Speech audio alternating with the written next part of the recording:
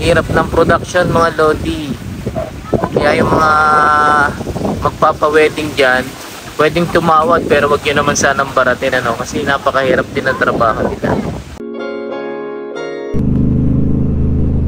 Solo ride tayo ngayon at tayo ay papunta na ang south sa may stilt sa Calatagan, Batangas.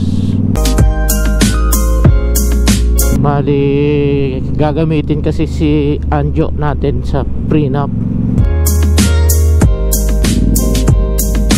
Ang gaan sa ulo nitong ating helmet mga lodi compare dun sa FGST natin at saka sa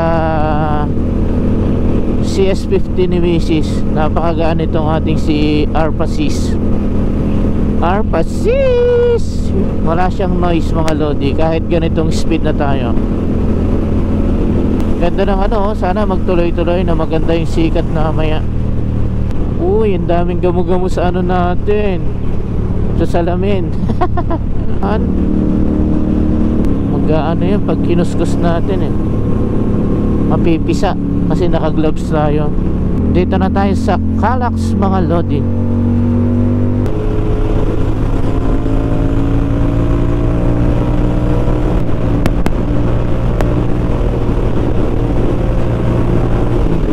Lamig na rito mga lodi ah. Tumatagos na sa jacket natin. Pasok.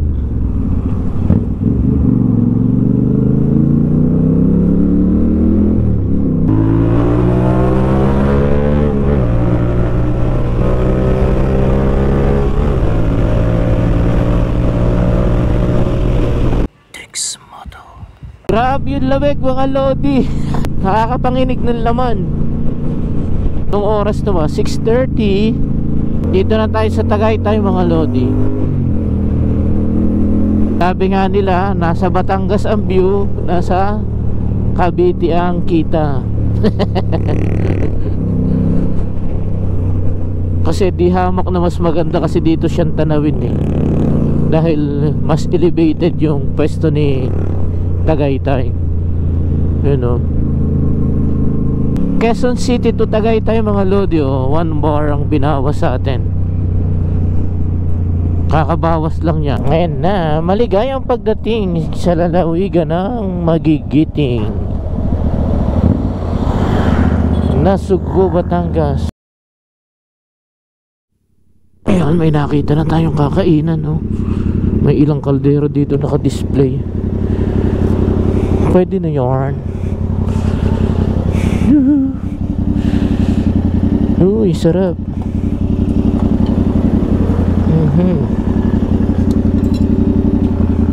Ito po ay yun. Ito po sa dine in po. Pwede pong kalahati dito.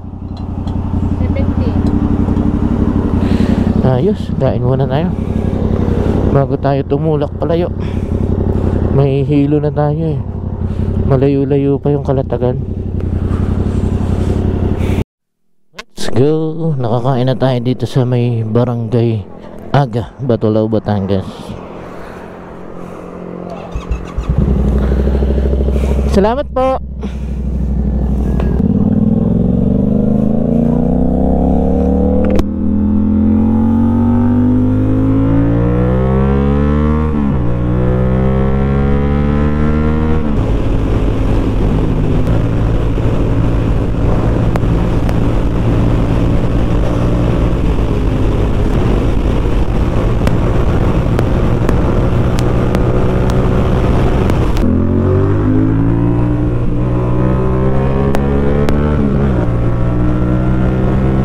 Kakaliwa na daw tayo dito sa JP Laurel Street mga lodi. Actually dalawa itong daan pwede nating daanan sana eh. Yung pagbaba natin ng Tagaytay mga lodi papuntang Lemery pwede ron. Mas pinili lang natin itong daan dito sa Nasugbu, Batangas, para mamaya may option naman tayo na doon tayo dumaan sa kabila, no?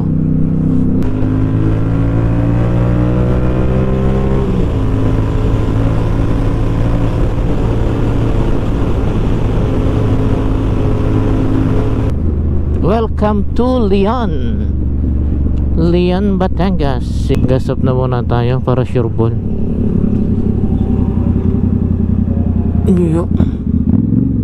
Naka 5 liters tayo. 5.22 123 5.22. Magkano yan? 18.4 ang average natin.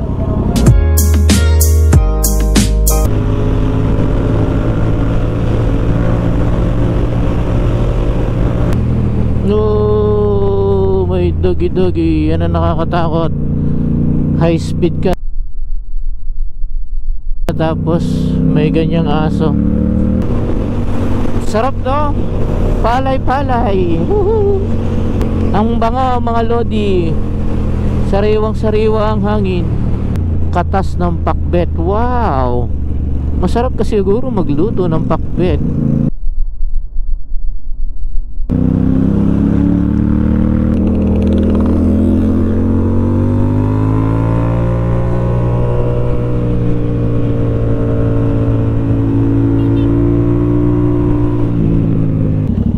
Tito Eric nga to.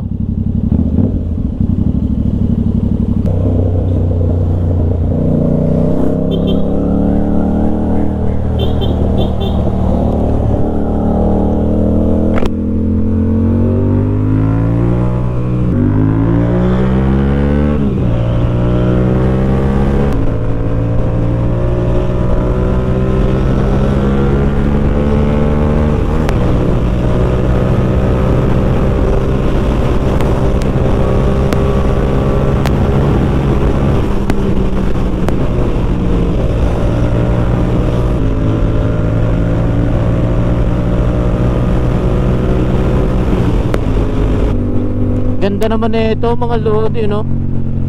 Isang mahabang puro puno, no? Ganda pa ng kulay ng puno niya. Wow, laking farm nito. Sarap. Sarap lagyan ng kambing at baka yan, mga lodi, no?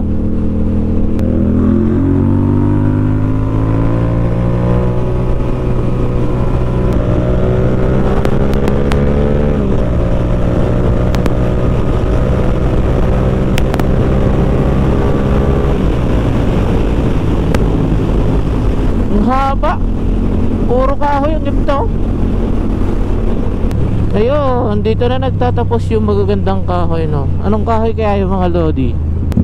Iikutan mo talaga tong palengke nila, no?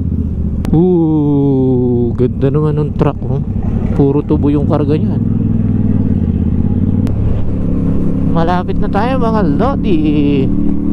Barangay Tanagan, Barangay Santa Ana. Ayun nga, may pangalan naman pala. Hindi ka naman pala mawawala. Stilts, no reservation, no entry. Okay.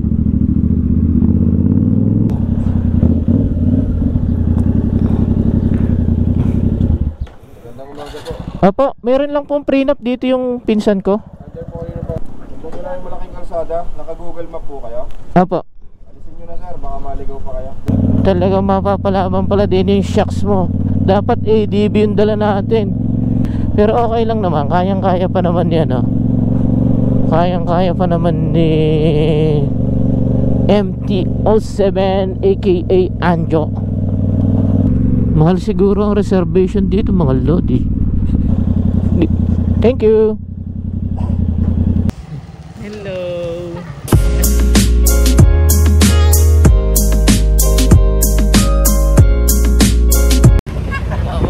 Baka tumagusan na expressway yun to. Yung malulupit naming videographer nasa likod. Hi ma'am. Hi ma'am. Nasa na?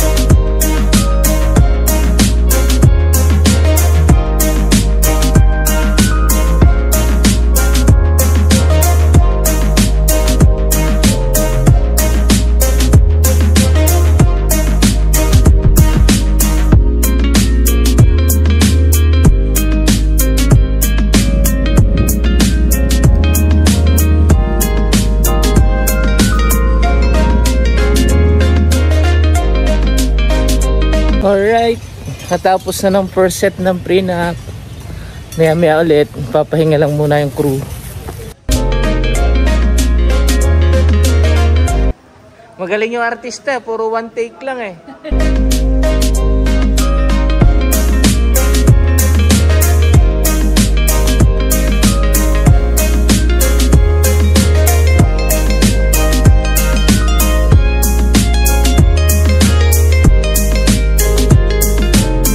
Ito yung production team ng Crest Production. Bye ma'am! Bye-bye! Overnight stay sila eh. Maraming salamat sa inyo tito Kat and Gio at sa Crest Production. Maraming salamat no. Syempre sa buong staff ng Stilts, napakababait mga lodi. Isang sabi mo lang automatic maya andyan na yung nire-request mo no. Sakto lang yung biyahe natin, medyo nagpahapon tayo para yung init sa biyahe ay hindi ganun kainit mga lodi no? Na extra pa yung ating si Anjo mga lodi sa isang photoshoot no. Nakakatuwa naman at naging instrumento si Anjo sa kanilang magiging happy moment no.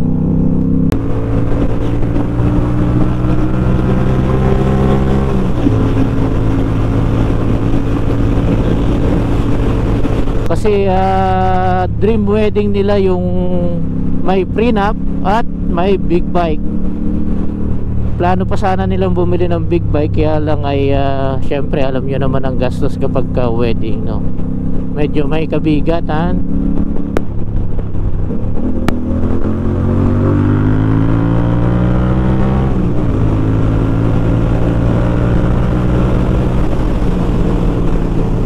After na lang ng wedding nila sila bumili. Sigurado naman yun maluwag na ang kanilang budget nun. Sa ngayon kasi ang dami nilang aasikasuhin. So paano mga lodi, dito na natin tatapusin ang ating vlog. Maraming salamat sa panonood ninyo no? Basta lagi nating tatandaan, ride safe and life safe. Bye.